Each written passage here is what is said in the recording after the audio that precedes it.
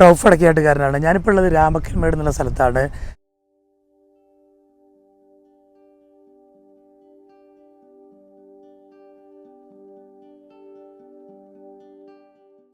കട്ടപ്പനയിൽ നിന്ന് ആനവണ്ടിയിൽ തൂക്കുപാലം എന്ന സ്ഥലത്തേക്കാണ് ആദ്യം പോകേണ്ടത്. അവിടെ നിന്ന് ജീപ്പിൽ ആണ് നമ്മളെ ഈ രാമക്കൽ മേട് എന്നുള്ള സ്ഥലത്തേക്ക് പോവുക.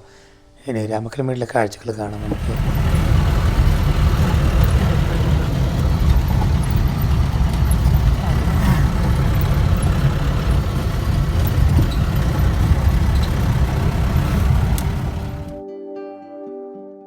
ഈ തൂക്കുപാലത്തു നിന്ന് ജീപ്പിൽ 20 രൂപയാണ് ഒരാൾക്ക് ഈ രാമക്കൽ മേടിൽ അങ്ങോട്ട് എത്തില്ല. അതിൻ്റെ 1 കിലോമീറ്റർ മുന്നേയാണ് ഒരു ജീപ്പ് ഇറക്കുള്ളൂ. അവിടെ നിന്ന് അങ്ങോട്ട് ഒരു കിലോമീറ്ററോളം നമ്മളാണ്ട് നടന്ന് കയറി പോകണം. പക്ഷേ ഞങ്ങൾ ആ ജീപ്പുകാരനോട് പറഞ്ഞപ്പോൾ ഒരു 50 രൂപയും കൊടുത്തിട്ട് ഞങ്ങൾ എന്ത് ചെയ്തു, അതുവരെ കൊണ്ടുവിട്ട് തന്നു ജീപ്പുകാരൻ. എൻ്റെ പുറകിൽ കാണുന്നതാണ് സൂയിസൈഡ് പോയിൻ്റ്. പക്ഷേ ഈ സമയം ഉച്ച ടൈം ആയതുകൊണ്ട് ഞാൻ അങ്ങോട്ട് കയറുന്നില്ല. പക്ഷെ ഇതിന് മുകളിൽ കയറിയിട്ട് ഇതിൻ്റെ വ്യൂ ഒക്കെ ഞാൻ കാണിച്ചു തരാം. ഇതിന് നമ്മളെ മുകളിൽ കയറി കാണുന്ന ഭാഗം എന്ന് പറയുന്നത് കമ്പം ഭാഗമാണ്, തമിഴ്നാടിൻ്റെ ഭാഗമാണ്. പിന്നെ അപ്പുറത്ത് കാറ്റാടി യന്ത്രങ്ങളൊക്കെ ഉണ്ട്. അപ്പോൾ അതിൻ്റെ കാഴ്ചകളൊക്കെ കാണാം.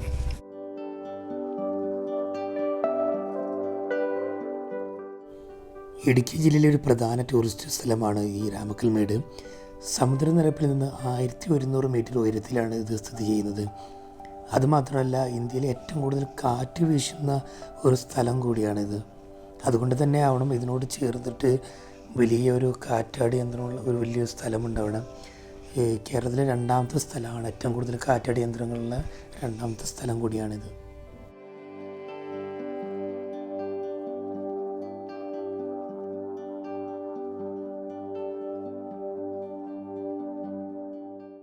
വേറെ 1-2 സ്ഥലങ്ങളിൽ പോകാനുള്ളത് കൊണ്ട് ഞങ്ങൾ ഒരു ഉച്ച ടൈമിലാണ് അവിടെ എത്തിയത്. എപ്പോഴും അവിടെ യാത്ര ചെയ്യാൻ ഒന്നിൽ കാലത്ത് നേരത്തെ പോകണം, അല്ലെങ്കിൽ ഒരു വൈകിട്ട്. അല്ലെങ്കിൽ ഈ ഒരു സമയത്ത്, അതായത് ഒരു മാർച്ച് ടൈമിലൊക്കെ ആണെങ്കിൽ അത്ര തണുപ്പ് കുറവാണ്. അവിടെ ചെറിയൊരു ചൂടൊക്കെ ഉണ്ട്. അതുകൊണ്ട് തന്നെ അവിടെ കാണുന്ന സൂയിസൈഡ് മലയിലേക്ക് കയറാൻ ഞങ്ങൾ മെനക്കെട്ടില്ല. പിന്നെ ഇവിടെയുള്ള പ്രത്യേകത എന്നുള്ളത് ഒരു കുറവനും കുറത്തിനും വലിയൊരു പ്രതിമ ഉണ്ടാക്കി വെച്ചിട്ടുണ്ട്. പിന്നെ ചില ഐതിഹ്യങ്ങളൊക്കെ ഉണ്ട് ഇതിനോട് ചുറ്റിപ്പറ്റിയിട്ട്. എന്തായാലും നല്ല രസമുള്ളൊരു ടൂറിസ്റ്റ് കേന്ദ്രമാണ് ഇത്. നല്ല കാറ്റൊക്കെ വീശി നല്ല രസമാണ് അവിടെ. ഇവിടെ വേറെ പ്രത്യേകത എനിക്ക് തോന്നിയത്, ആ ഒരു ഉച്ച ടൈം കാരണം ചെറിയൊരു ചൂടൊക്കെ ഉണ്ടെങ്കിൽ കൂടിയിട്ട് നമ്മളൊരു തണലിലേക്ക് മാറി നിന്നാൽ നല്ല തണുത്ത കാറ്റ് വീശുന്നുണ്ട്. എന്തായാലും വീഡിയോ നിങ്ങൾക്ക് ഇഷ്ടപ്പെട്ടാലും നിങ്ങൾ ഷെയർ ചെയ്യുക, സപ്പോർട്ട് ചെയ്യുക.